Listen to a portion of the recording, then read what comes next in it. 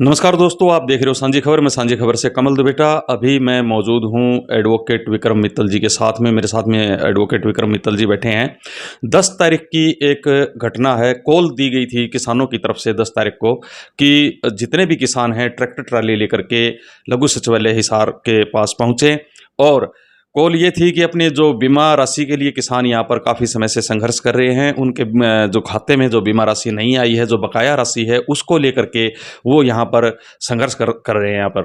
तो उस दौरान क्या होता है कि काफ़ी संख्या में जैसे ही किसान 10 तारीख को लघु सचिवालय की ओर चलते हैं तो रास्ते के अंदर बैरिकेड लगा करके पुलिस प्रशासन द्वारा उनको रोक लिया जाता है और आगे नहीं आने दिया जाता है। और कुछ किसानों के ऊपर मुकदमे दर्ज किए जाते हैं, जिनमें एडवोकेट विक्रम मित्तल जी का नाम भी शामिल है।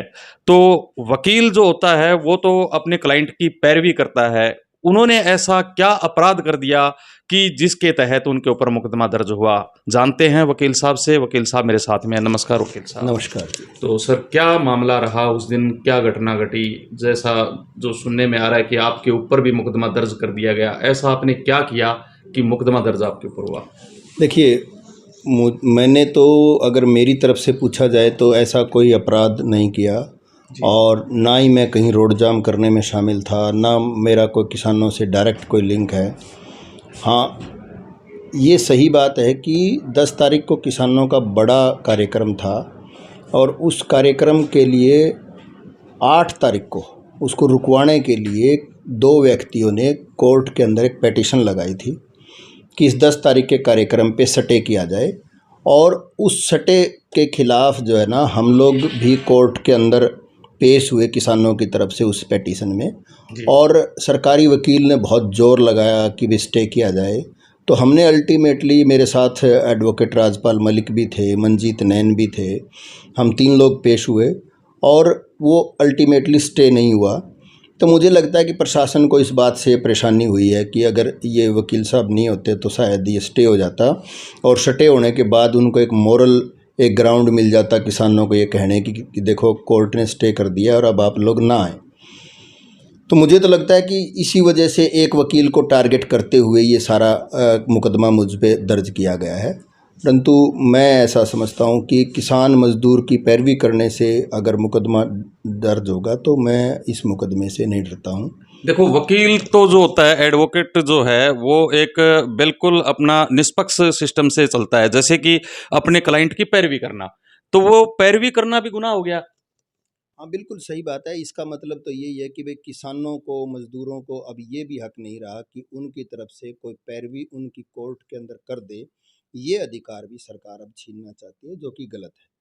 हालांकि मैंने एक दो और आपके साथी आए थे तो उनको भी कहा था और आपको भी एक मैं कहना चाहता हूँ कि एक वकील होने के नाते मेरी ये जिम्मेवारी है, सामाजिक भी और नैतिक भी, कि मैं किसानों की, मजदूरों की, कर्मचारियों की या कोई भी अपने जायज़ हकों के लिए लड़ने वाला संगठन है या कोई व्यक्ति है, उसकी कोर्ट के अंदर भी पैरवी करूं और कोर्ट के बाहर भी पैरवी करूं। ये मेरी नैतिक और सामाजिक जिम्मेवारी है। और इस मुकदमे से मुझे कोई फ़र्क नहीं पड़ेगा कि अगर प्रशासन को ये लगता है कि इस मुकदमे की वजह से मैं पैरवी करना बंद कर दूंगा तो वो गलत सोचते हैं। मैं ये पैरवी करना जारी रखूंगा और देश का संविधान मुझे इस बात की इजाज़त भी देता है और इस बात का अधिकार भी देता है कि मैं जो शोषित लोग हैं, जो वंचित लोग हैं, जो दबे कुचले लोग हैं, उनके जायज़ हकों के लिए उनकी पैरवी कोर्ट के अंदर करूं और कोर्ट के बाहर भी उनका समर्थन करूं। ये मुझे अधिकार मिला हुआ है। तो आपके खिलाफ किस धारा के तहत मुकदमा जो दर्ज हुआ है? अभी तक एफआईआर तो प्रशासन ने अपलोड नहीं की है, जी। परंतु जितनी जानकारी हमें अखबारों के माध्यम से जो मिली है वो रोड जाम करने का मुख्यतः एक धारा है और अनलॉफुल असेंबली की एक धारा है। उनके तहत ये मुकदमा दर्ज किया गया है। तो क्या आप रोड जाम करने में वहाँ शामिल थे? बिल्कुल भी नहीं। मैं रोड जाम करने में मेरा कोई रोड जाम तो मैं तो ये कहूँगा कि किसान संगठन भी जो पिछले 70 दिनों से भी ज़्यादा समय से यहाँ बैठे हैं, ना तो उनका कोई एजेंडा था, ना उनका कोई आह्वान था और मेरा तो उस आह्वान में, उस एजेंडे में कहीं कोई शामिल नहीं थी। हमारा उनका समर्थन जरूर था नैतिक तौर पे, और परंतु रोड जाम करने में और में कहीं कोई योगदान नहीं था। और रोड जाम की जहाँ तक बात है, मैं तो ऐसा समझता हूँ कि किसानों ने कोई रोड जाम किया भी नहीं था।